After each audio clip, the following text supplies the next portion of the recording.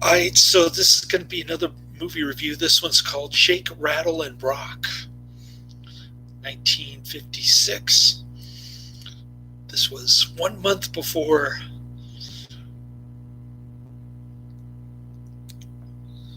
The Girl Can't Help It. Of course, it doesn't have Jane Mansfield. It has somebody that I've never heard of before by the name of Lisa Gay. She's not nearly as exciting as Jane Mansfield, to say the least. And the music isn't as good as The Girl Can't Help It, but it is very funny. I think the reason to watch actually is the lady from Duck Soup. Her name is Margaret Dumont. She plays the same kind of role. The puritanical lady in the movie. She kind of reminds me of Governor Reagan when he was governor of California. He said that rock and roll was satanic music.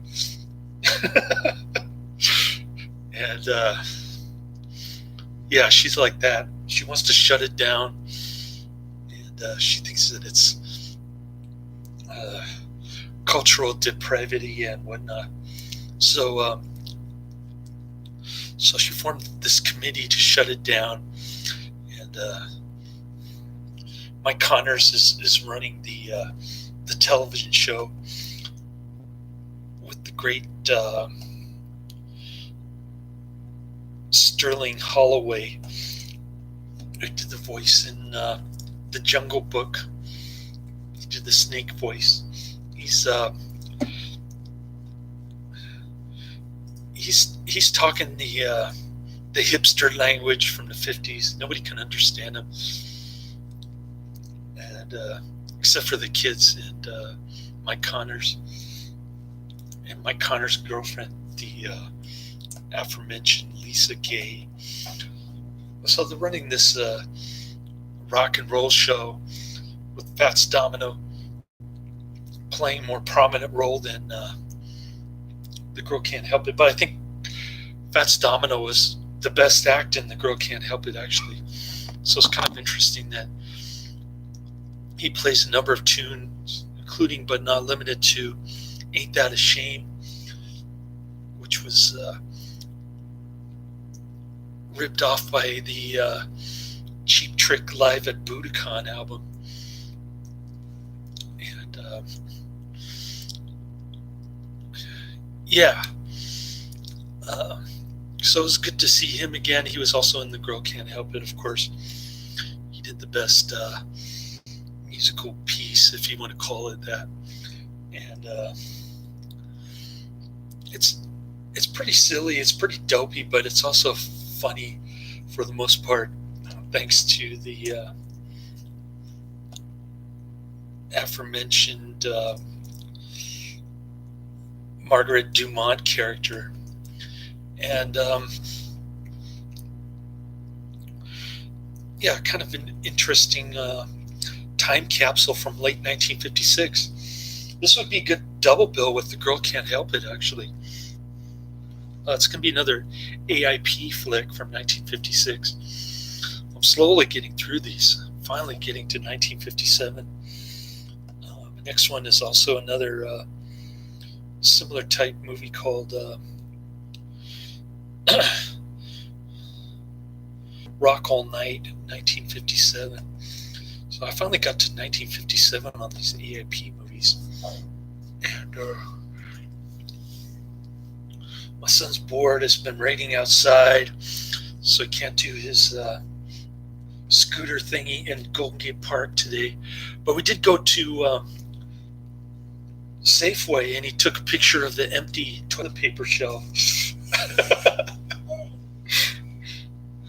He's never actually seen one before, I guess. No, it's because there's only one left. Oh, okay. I see. Anyways, getting back to the movie, so So the Margaret Dumont character is trying to put rock and roll out of business, and they call the cops. They call it disturbing the peace, and then the greedy television show executive decides to do a trial on a televised trial, and the public audience on television is going to be the jury. This part is really funny. They actually use they actually compare dancing from some Aboriginal type tribes with today's rock and roll dancing. Then they compare dancing from the 20s, and they actually capture Margaret Dumont doing some pretty wild dancing from the 20s. And pretty cool flick, very funny. I thought I was laughing throughout the movie. Some of it is kind of dumb, but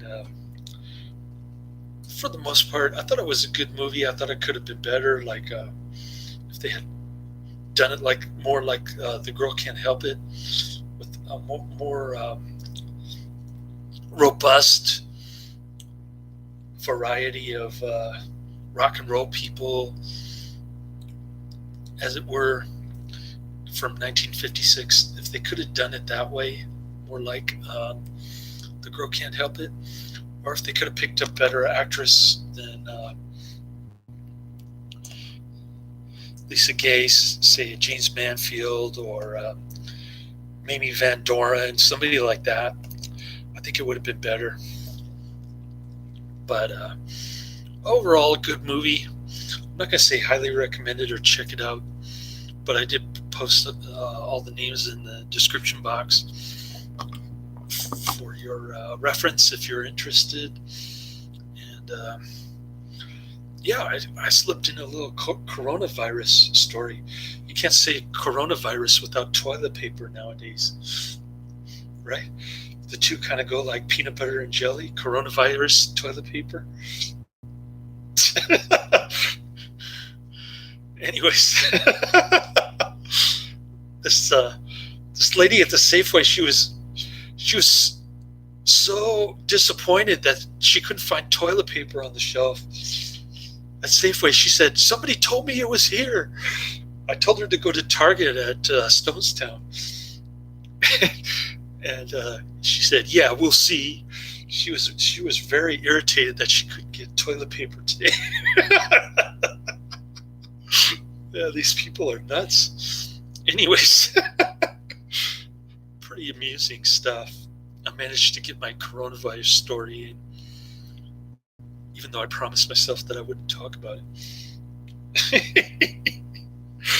I had to mention that just because he was involved, and he thought it was amusing too. He took a picture of the shelf. Anyways, that was my entertainment for the day. I took him on a little adventure outside so that we wouldn't be locked up in this dungeon number 2. So, yeah. Not a great flick, but pretty dang good.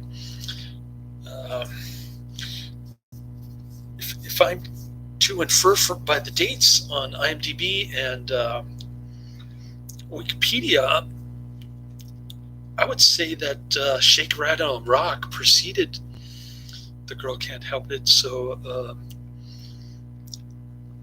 I guess it was a groundbreaking pioneer kind of movie, and then The Girl Can't Help It was a ripoff, but the ripoff was actually better than the original in this case. So it worked out pretty good. Anyways, The Girl Can't Help It was such a great movie. Even my former coworker liked it. Her birthday was March 26th. I tried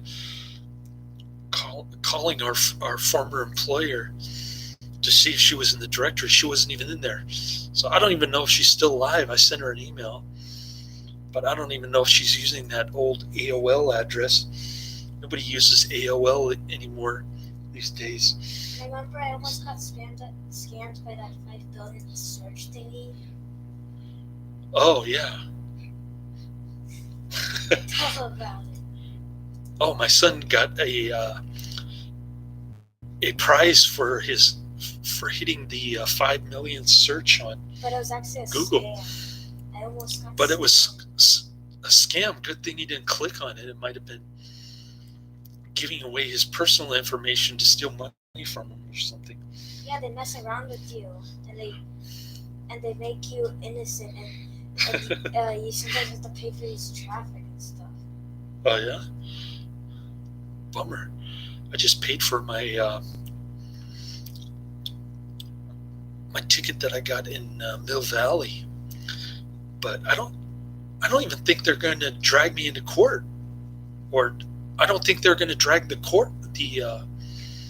cop into court for the trial by written declaration because of this whole coronavirus hoax, hysteria, craziness.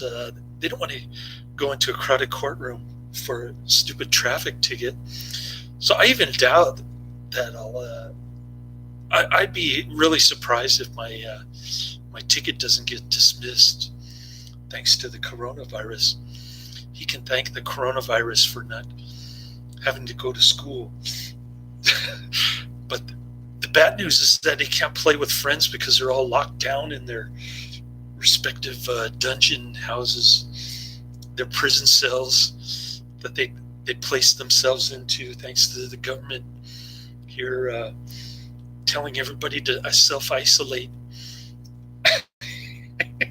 And it's pretty crazy around here. I'm wondering when things can go back to normal and I can actually take my son out to a restaurant for dining. I talked to my friend and my coworker at the grocery delivery place, and he says he's going to give me a buzz cut. So I'll have really short hair next week, I guess. I'll bug him about on Monday, see if he's just being sarcastic or if he's really telling the truth. I think he's telling the truth because he has a buzz cut himself. And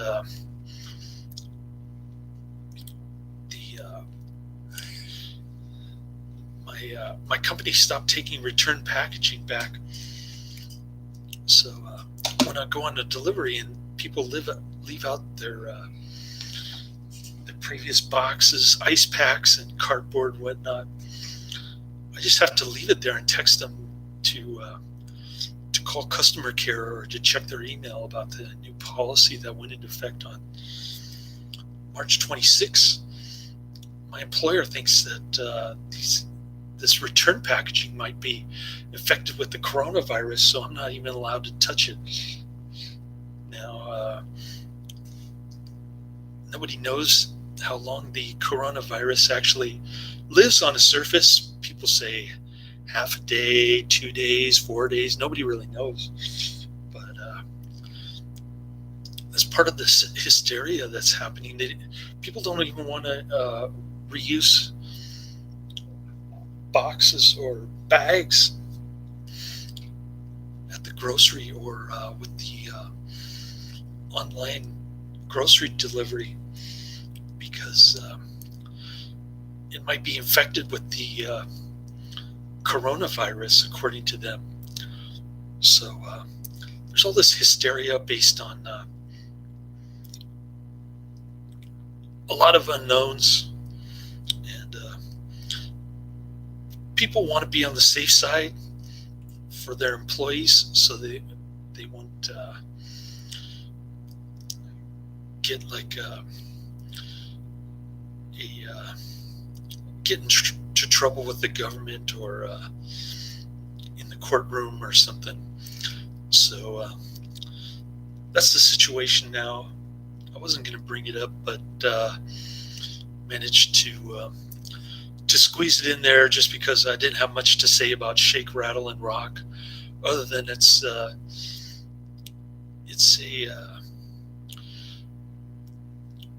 rock and roll film from 1956, and I'm not really into that kind of music, but I kind of have a soft spot for Fats Domino for some reason, just because he was so good, and The Girl Can't Help It. And he's sang one of my favorite songs, Ain't That a Shame, in this one.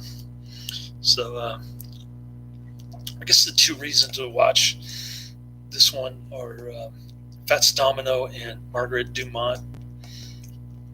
And that's the end of my review. Laters.